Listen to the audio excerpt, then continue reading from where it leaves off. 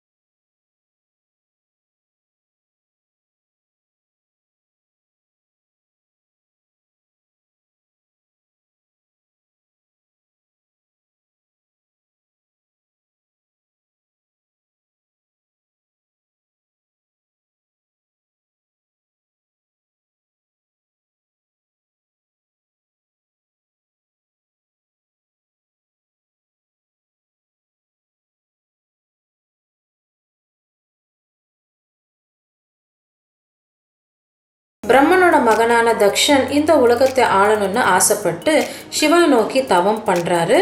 அவரோட தவத்தை மெச்சி சிவன் அவருக்கு பிரஜாபதின்னு பேர் தராரு. இது மட்டும் இல்லாமல் சிவன் கிட்ட தக்ஷன் இன்னொரு வரம் கேட்குறாரு.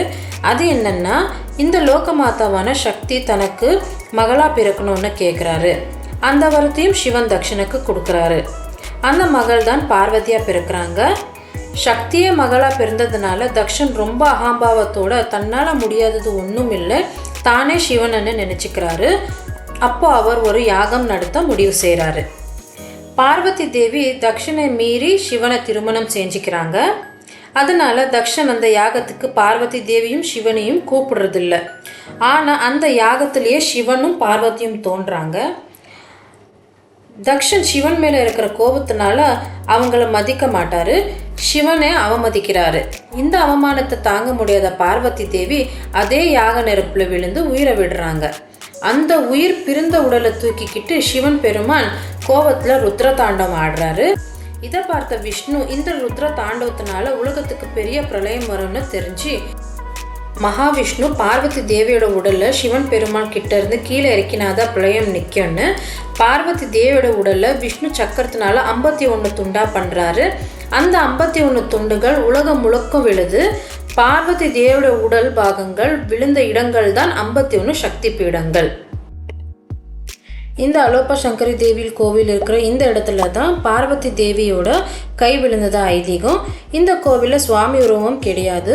ஒரு நீளமான துணி கட்டி ஊஞ்சல் மாதிரி தொங்க விட்டுருப்பாங்க. அதுதான் விரலோட ஸ்வரூபம்னு கருதப்படுது. நீங்கள் இந்த படம் பார்த்தா உங்களுக்கு தெரியும். இந்த இடமெல்லாம் காண கிடைக்காது. நீங்களும் வந்து இந்த சக்தி பீடத்தை தரிசிங்க.